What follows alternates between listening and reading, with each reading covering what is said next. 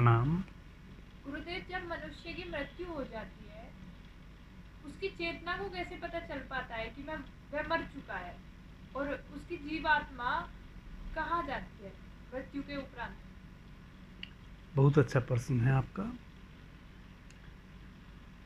आपका प्रश्न है, जब चेतना इस शरीर को छोड़ती है उस समय चेतना की क्या अवस्था होती है और वह कैसे चेतना स्वीकार करती है कि इस शरीर की मृत्यु हो गई। मनुष्य की जो चेतना है उसको बहुत देर तक पता नहीं चलता कि मैं मर गया हूँ। होता क्या है, हजारों में कोई एक व्यक्ति होता है जो अपनी चेतना को इस शरीर में जान पाता है शरीर से अलग।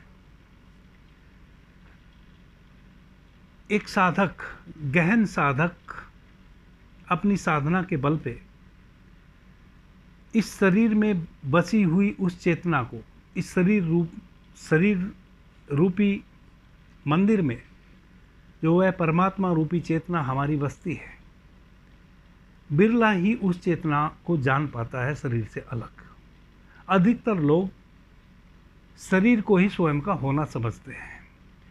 तो चाहे उनकी मृत्यु अकाल मृत्यु हो या प्राकृतिक प्रदत्त मृत्यु हो, दोनों ही अवस्था में शरीर छूट जाने के बाद चेतना को पता ही नहीं चलता कि यह शरीर छूट गया है, यह शरीर मर गया है। शरीर मर जाता है, जो हमारे परिजन हैं, मित्र हैं, हमारे प्यारे हैं, हमें प्रेम करने वाले हैं, वह चारों तरफ कोलाहल करते हैं। हमारे मर्त शरीर के चारों तरफ बैठ जाते हैं, रोते हैं, और मृतक शरीर के भीतर से जो चेतना अभी अभी शरीर से बाहर हुई है, वह निरंतर प्रयास करती रहती है उस शरीर में वापस फिर प्रवेश करने का, और उसको यह समझ में नहीं आता कि यह लोग रो क्यों रहे हैं। वह जो उसके सर्वाधिक निकट लोग हैं उनसे कुछ कुछ कहने की भी कोशिश करती है चेतना कि आप क्यों रो रहे हैं, क्या हुआ है मुझे, क्योंकि वह अपने शरीर को पड़ा हुआ देख रही होती है। शरीर में भीतर प्रवेश करना चाहती है चेतना, तो प्रवेश भी नहीं कर पा रही है। लेकिन चूंकि शरीर तो छूट गया है, इसलिए जितनी भी संवेदना है शरीर की हैं। बोलने के लिए हमें मुंह चाहिए, यानी कि शरीर का एक हिस्सा।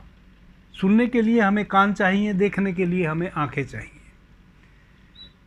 तो चेतना के पास अब ना आंखें हैं, ना बोलने के लिए मुंह है, ना सुनने के लिए कान है, और ना छूने के लिए हाथ है।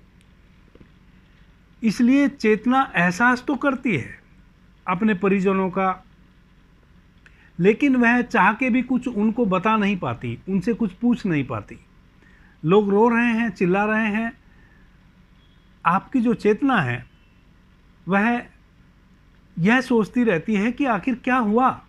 वह अपनी पत्नी के पास जाता है, अपने परिजन के पास जाता है कि तुम क्यों रो रहे हो, बताओ क्यों रो रहे हो। उसको बिल्कुल भी यह पता नहीं चलता कि मेरा शरीर मर गया है। उसके बाद फिर शरीर को दफनाया जाता है या जलाया जाता है। शरीर का एक संस्कार करने के पश्चात अपने ही जो मित्र, बंधु, यारे प्यारे दोस्त हैं, मित्र हैं, परिजन हैं, वही हमें हमारे शरीर को जलाने के लिए या दफनाने के लिए फिर लेके जाते हैं। तब तक भी हमारी चेतना को यह समझ में नहीं आता कि यह हो क्या रहा है, इस मेरे शरीर को एक क्यों ले जा रहे हैं कहीं भी। वह शरीर के अपने इर्द गिर्द ही मंडराती रहती है। असल में हमारे हिंदू धर्म में शरीर को जलाने की प्रथा ही इस वजह से बनी, क्योंकि जब तक शरीर को जलाएंगे नहीं तब तक वह चेतना को यह पता ही नहीं चलेगा कि मेरे शरीर की मृत्यु हो गई। वह उस शरीर के इर्द गिर्द ही मंडराती रहेगी, और जब तक वह उस शरीर के इर्द गिर्द मंडराती रहेगी, उसी को कहते हैं हमारे यहाँ कि आत्मा की शांति नहीं मिले। तो हमारे हिंदू धर्म में तो बहुत सूक्ष्मता से हमारे ऋषियों ने इसको जाना है, हमारे वेदों में इसकी चर्चा है। हमारे यहाँ तो आत्मा की शांति के लिए बहुत सारे प्रयोजन हैं, आयोजन हैं, बहुत सारी विद्याएं हैं, फिर हम उस शरीर को जला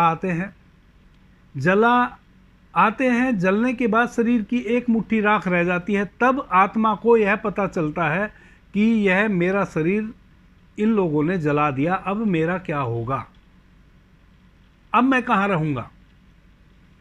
तब वह चेतना दूसरों के शरीर में प्रवेश करने की कोशिश करती है, प्रवेश मिल नहीं पाता।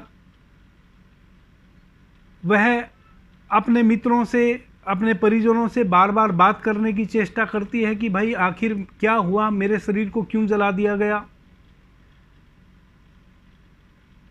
लेकिन वो कह नहीं पाती। और जो परिजन उसका उत्तर आपस में अगर चर्चा घर में चल रही है, उसको वह सुन भी नहीं पाती चेतना आपकी। ना चेतना आपकी सुन पाती है और ना मुंह से बोल पाती है। धीरे धीरे धीरे धीरे समय बीतता है। चेतना को पता चलता है कि अब वह एक नए शरीर की खोज में लगना शुरू हो जाती है। फिर किसी दिन उसको, जहाँ से उसने अपने उस पुराने जीवन को छोड़ा है, वैसा ही कोई गर्भ मिल जाता है और वह चेतना उस गर्भ में प्रवेश कर जाती है और फिर दोबारा जन्म जाती है। यह तो हुआ साधारण लोगों का, जो अपनी चेतना को अपने जीवन काल में जीवित शरीर रहते नहीं जाने। जिन्होंने अपने जीवित रहते अपनी चेतना को भीतर अपने ध्यान के, भक्ति के मार्ग से जाना, वह समझ जाते हैं कि अब यह शरीर मेरा मर चुका है, अब यह शरीर रहने योग्य नहीं रहा, यह शरीर चला गया है। वह एक नए शरीर की प्रतीक्षा में